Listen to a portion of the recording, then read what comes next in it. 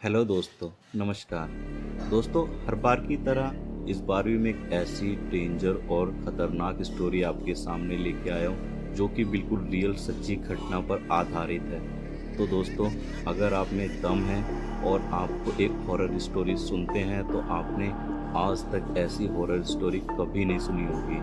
तो आप बने रहिए और ज़्यादा देरी ना करते हुए स्टोरी स्टार्ट करते हैं। रवि रवि एक साधारण कॉलेज छात्र था जो नई नई तकनीक का बहुत शौकीन था।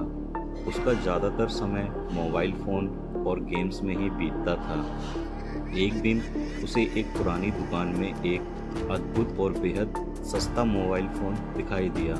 वह फ़ोन काफ़ी पुराना दिखता था, लेकिन उसमें एक अलग ही आकर्षण था। दुकानदार ने रवि को समझाया कि ये फ़ोन किसी और का इस्तेमाल किया हुआ है और इसे संभाल कर रखने की हिदायत दी। रवि ने दुकानदार की बात को नज़रअंदाज किया और उस फ़ोन को खरीद लिया। घर पहुंचते ही रवि ने तुरंत फ़ोन चालू किया। फ़ोन की स्क्रीन पर एक विचित्र सी चमक थी और उसमें एक अजीब सी ध्वनि आ रही थी, जैसे किसी ने कानों में फुसफुसाया हो। पहले तो उसने सोचा कि फ़ोन खराब होगा, लेकिन धीरे धीरे उसे फ़ोन के अंदर कुछ असामान्य घटना महसूस होने लगी।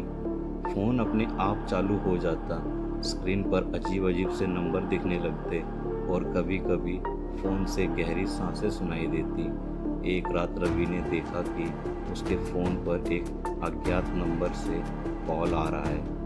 कॉल उठाने पर कोई आवाज़ नहीं आई, बस एक धीमी सी सरसराहट सुनाई दी। फिर अचानक एक आवाज़ आई, तुमने ये फ़ोन क्यों लिया? रवि हड़बड़ा गया, लेकिन उसे लगा कि कोई शरारत कर रहा होगा, इसलिए उसने फ़ोन काट दिया। लेकिन उसके बाद हर रात उसी नंबर से कॉल आने लगी। रवि ने अपने दोस्तों को इस बारे में बताया, लेकिन किसी ने उसकी बातों पर यकीन नहीं किया। एक दोस्त ने हंसी में कहा, फ़ोन को फेंक दो, शायद कोई भूत होगा। लेकिन रवि इसे हल्के में नहीं ले सकता था।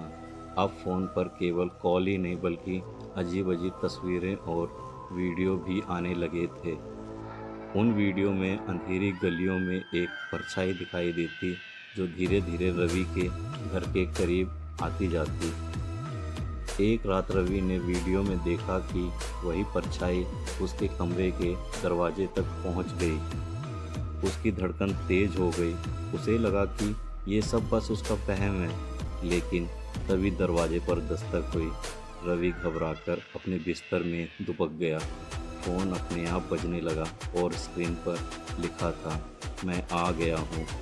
रवि ने घबराकर फ़ोन बंद कर दिया और दरवाजे की ओर देखा। वहाँ कोई नहीं था, लेकिन उसे एक ठंडी हवा का झोंका महसूस हुआ।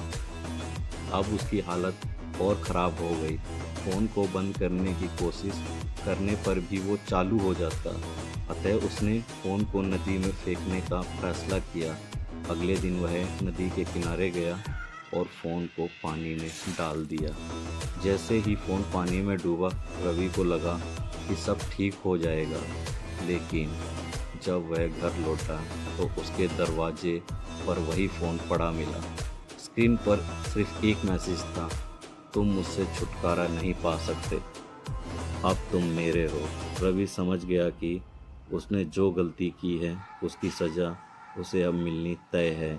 धीरे धीरे उसका मानसिक संतुलन बिगड़ने लगा और कुछ ही हफ्तों में वो लापता हो गया।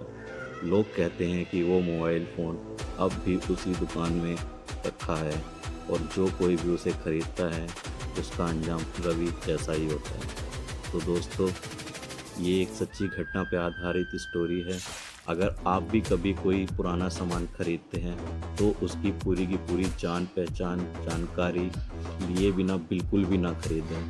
क्या पता ऐसा वाक़या आपके साथ भी हो सकता है, क्योंकि कुछ चीज़ें पुरानी होने के साथ साथ उनका जो मालिक होता है वो उनको छोड़ नहीं पाता है, जिसकी वजह से वो उनकी आत्माएं उनको अपना समझने लग जाती हैं, जो भी उन सामान को लेता है। तो आप इस बात का ध्यान रखिए।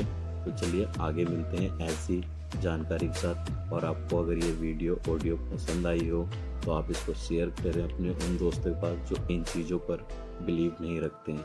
मिलते हैं एक नई स्टोरी के साथ, जब तक के लिए बाय बाय।